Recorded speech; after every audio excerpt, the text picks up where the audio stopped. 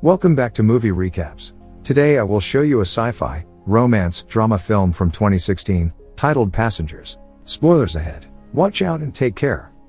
The interstellar spaceship Avalon can be seen traveling through space, headed to a colonized world called Homestead 2. All of its quarters are empty, the vessel is on autopilot. The 258 crew members as well as the 5,000 passengers are in hibernation. Suddenly, the ship passes through an asteroid belt that's weakening its shields. Power is diverted to the main shield, but the ship is on a collision course with a giant asteroid. Suddenly, the asteroid collides with the ship, causing various malfunctions. The ship begins self-reparations, but one of the hibernation pods activates. The passenger awakened is Jim Preston, a mechanical engineer. His pod opens and an automated system helps with his awakening, telling him that he spent 120 years in suspended animation and that the ship is only 4 months away from Homestead 2. He's told that he will be able to spend that time enjoying the luxurious aspects of the ship. Jim receives instructions about his ID band, his cabin and the primary activities he's to take part of, prior to the arrival on the planet.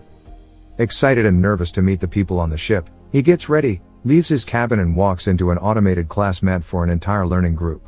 Jim looks a little anxious, as the hologram explains the situation on Earth, calling it overpopulated, overpriced and overrated. It tells him to hold his questions to the end of the lesson, but Jim keeps asking why he's the only one there. He realizes that the hologram can't answer him and goes to search for other people. He gets to the main concourse of the ship. No one is there either, but an automated informational desk offers to help. Jim asks to talk to a real person and it sends him off to talk to a steward, but when he finds that no one is there too, he asks to speak to the captain. When he gets to the bridge, even though he doesn't have access to go inside, he can see that none of the main crew is awake either. Jim eventually goes to the observatory, where he finds out that the ship is actually 90 years away from Homestead 2. He realizes that he woke up too soon, so he rushes back to the concourse and sends a message back to Earth asking what he should do, because he doesn't know how to get back into hibernation. The communication system informs him that the overpriced call to Earth would take approximately 55 years to get an answer back. Jim is devastated. He walks around and finds the ship's bar, where he sees another person. As he's talking to the bartender, something seems strange about him. When he goes to get him a drink, Jim realizes that he's an android. It's called Arthur. Jim wants to find out more information from him, but he can't even explain to the android how it's possible for him to be there ahead of time. Jim wakes up in his cabin the next day and goes to the cantina, where he quickly realizes that most of the things on the menu are reserved for gold-class passengers only. He gets his plain coffee and tries to figure out how to fix his hibernation chamber. After he gets all the tools, he manages to get it operating and lies down inside of the pod. But nothing happens. Next, he decides to use the tools he found to get into the crew's hibernation chambers. That doesn't work either. Small malfunctions happen around the ship. Jim keeps returning to the bar to drink, but mostly to talk to Arthur. The android gives him some advice that convinces him to break into one of the gold-class rooms and try to have some fun on the ship. Jim tries all the restaurants, the games, the entertainment system. But as time passes, he becomes even more miserable to be there alone. One day, he gets drunk and wanders around the hibernation pods, when he stumbles into an airlock with spacesuits designed for spacewalks. Jim gets into a suit and goes to the airlock, pushes a lever and then the button to release the airlock door. Once outside the ship, he's mesmerized by the view. He's the only conscious human being experiencing that moment in time. Jim releases the magnets on his boots and floats in space, feeling devastated. He comes back inside, takes off the suit, but goes back to the airlock without it on. He pulls the lever, ready to end it all, but changes his mind in the last moment, runs back inside and slips on a bottle. Jim stands up and is instantly drawn to a woman in one of the pods, named Aurora. He searches for her files in the directory and listens to her passenger interview, becoming enamored with her. Later he's seen sitting next to her pod, still listening to her interviews. Back in the bar, he's reading some of her work and is talking to Arthur about her writing. He becomes obsessed with the irony of his situation, going to another planet for a better life, waking up early and not getting there, and finding his perfect woman, only for her to be out of reach. Jim keeps thinking about her and starts getting the idea to wake her up too. He talks it over with the android, but he doesn't understand the conundrum. If he wakes her up for his own benefit, he'd be stranding her there with him, to die on the ship. Jim decides against it first, but as time goes by he can't let it go, until one day, he changes his mind. He goes to her pod and manages to activate it. As she's waking up and going through the same process as he did, he hides and goes back to his room.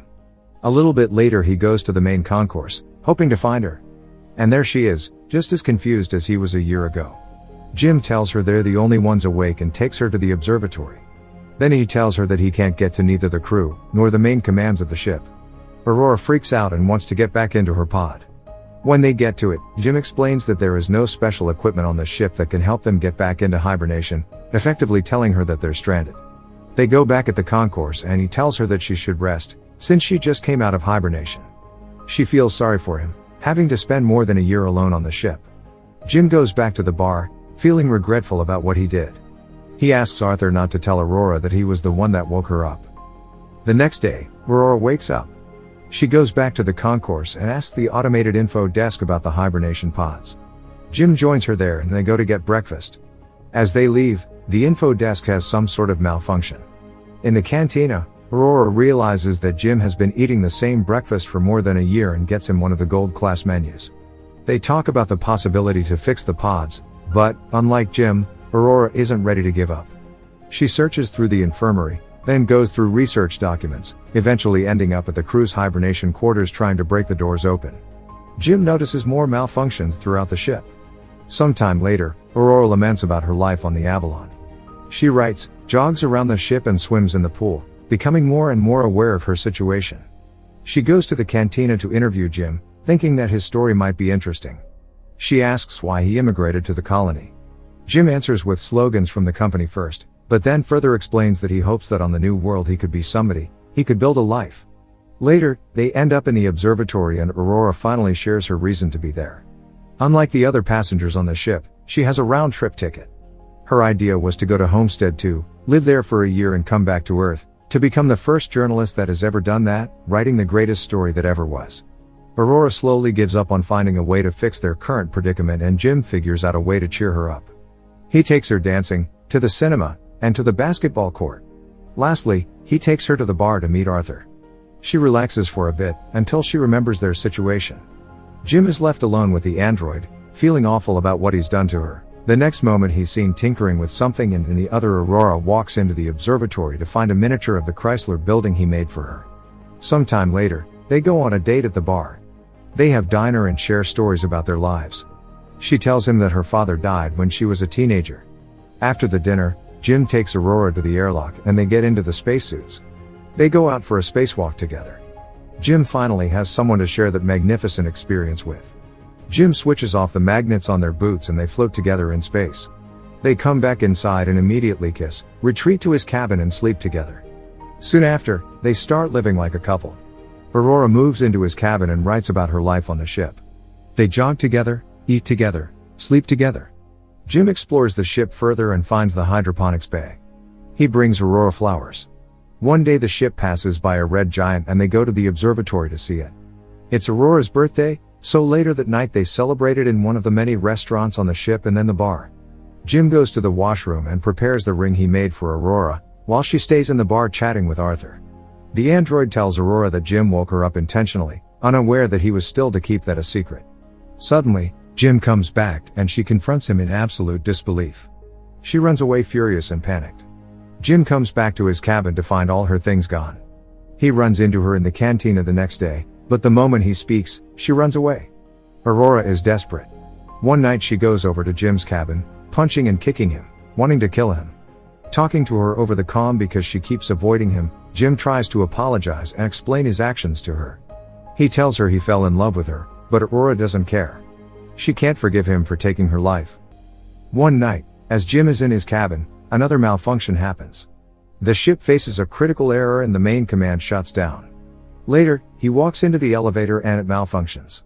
Aurora walks into the main concourse and sees that Jim has planted a tree there. Then, she goes to the cantina, where the food dispensary is also malfunctioning. Suddenly, both of them hear the voice of the deck chief over the comms, asking who planted the tree. They both run into the concourse and see Gus Mancuso standing in front of Jim's tree. They introduce themselves and tell the chief about the situation. He doesn't understand how 3 pods could fail. Mancuso takes them to the bridge and he discovers that there is something wrong with the ship, but the information on the systems has to be checked manually. When they leave the bridge, a robot almost falls on their heads and the two of them tell Mancuso that malfunctions have been happening all over the ship more frequently. He says that shouldn't happen, as he shows them how to collect the data. Mancuso checks on the pods, when Jim joins him there. He's figured out what happened with Aurora's pod. The deck chief finds what Jim did to be terrible.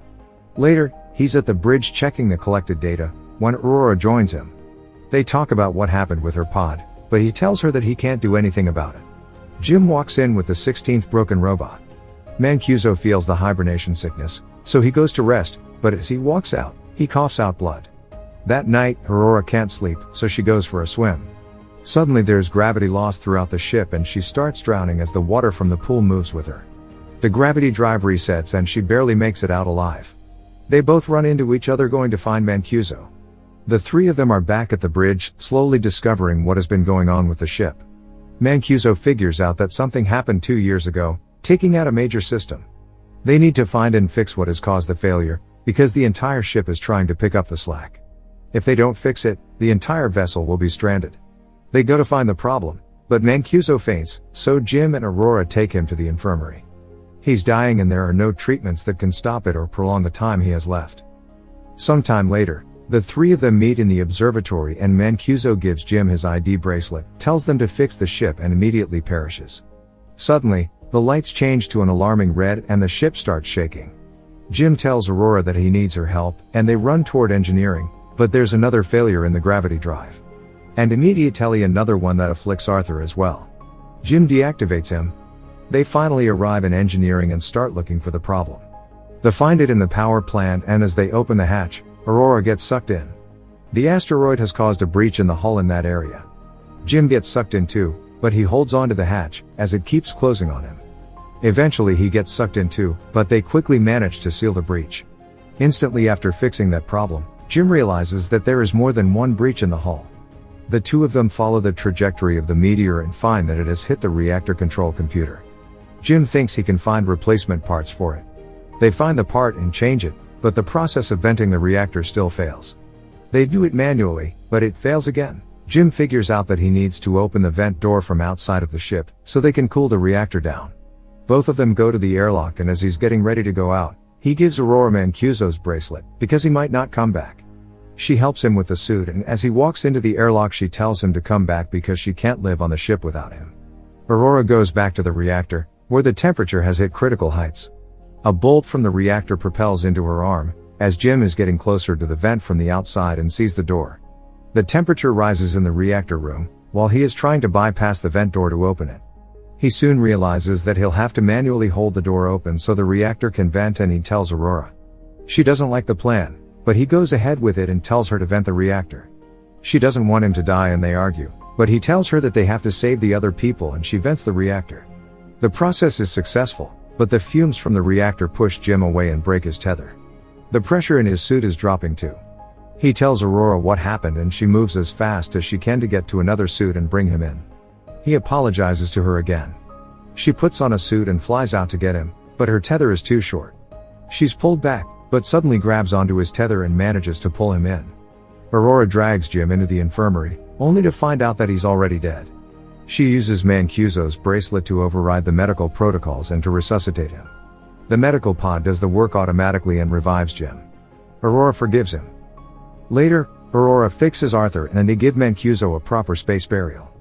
Jim takes her to the infirmary and tells her that he's found a way to use the medical pod as a hibernation one. He tells her to get inside the pod and ride out the rest of the journey in there. But, as is later revealed, she declines and decides to stay with him, awake on the ship. Jim finally proposes to her and they live out their lives on the ship. 88 years later, the Avalon arrives on Homestead 2. The crew wakes up and finds the ship in a very unexpected state. Aurora leaves them a message, retelling the story of the life her and Jim had on the ship while the rest were sleeping. Make sure to subscribe and turn on notifications so you can watch more videos like this. Thanks for watching.